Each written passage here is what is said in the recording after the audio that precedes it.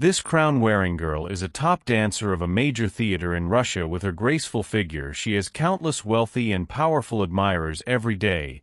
But this girl named Dominika only focuses on dancing because her mother's leg is ill. Dominika is forced to maintain her peak career status to get free physical therapy and housing provided by the theater. However, life is not always smooth sailing while Dominika was dancing on stage as usual. Her nightmare struck. Her leg was accidentally stepped on and broken by her dance partner. When Dominika woke up, she was in a hospital bed. Her leg was held together by metal pins, indicating she had just undergone surgery. Dominika understood that her dancing career was over. 3 months later, Dominika was discharged from the hospital, and she could walk on her own. When she returned home, she found a man in the house, her uncle, Ivan, who came to visit them. Uncle Ivan was the deputy director of the intelligence agency, and due to his busy work, he rarely visited them. When Dominika made tea for Ivan, he offered to help her with work and left a document behind. After Ivan left, Dominika returned to her room to look at the document. She found a tape recorder and a stack of photos. The tape recorder contained a conversation between her male dance partner and another female dancer. It turned out that another female dancer coveted Dominika's position and had seduced her dance partner to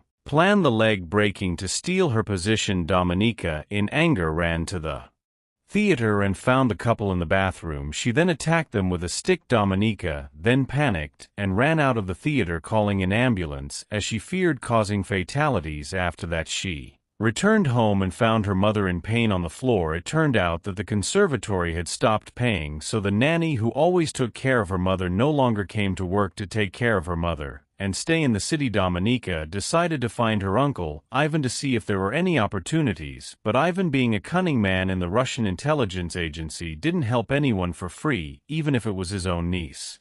She had to do him a favor. First, Ivan told Dominika to go to a big hotel at 9 o'clock on Friday night, take a bath, put on a pre-prepared dress, and sit in the most eye-catching position in the bar lobby to attract the attention of the tycoon Dmitri, start a conversation with him, and go to the hotel room together. Take advantage of his inattention to swap his phone.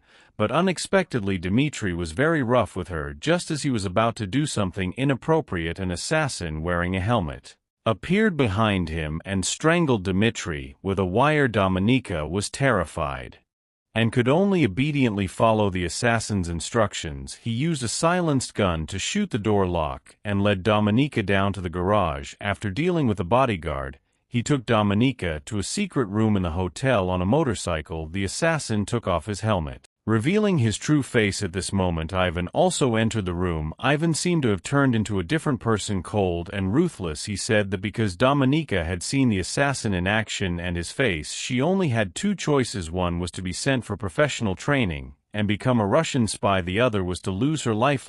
Right now, obviously, Dominika could only choose the first option. Before going to training, she went home to say goodbye to her mother, who only gave her one important piece of advice with this uncle: Ivan, you must protect yourself and not block all your escape routes. The car that picked up Dominika drove on a snow-covered highway. She knew that after this trip her life would change, and she could never go back. Dominika was taken to a harsh, cold land, the secret military school number 4 of Russia in Siberia. The female instructor, who greeted her first, gave her a copy of the school's rules. Under no circumstances should she reveal her real name or any other personal information in the school. All students were called Sparrows, and they were all young men and women sent from all over the country. One of the main lessons was how to find the opponent's weaknesses and exploit them. After the female instructor finished speaking, she called Dominika and another male student to the front and told them to strip naked in front of the whole class. Dominika looked at the female instructor in disbelief, but the female instructor told her that from the moment they were born their bodies belonged to the country, and to repay the country they had to forget their dignity and morals. In addition to learning to forget her dignity, Dominika also learned all kinds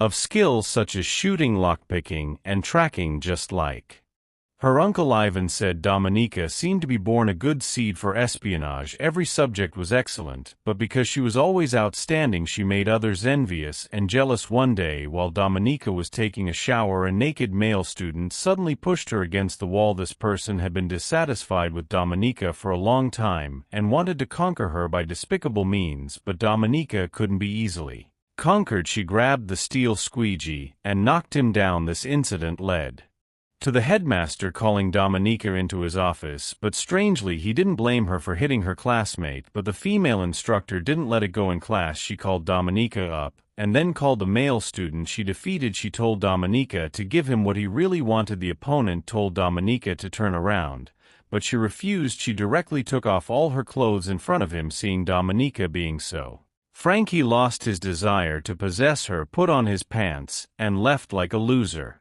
In fact, Dominika had seen that what this guy wanted was power. The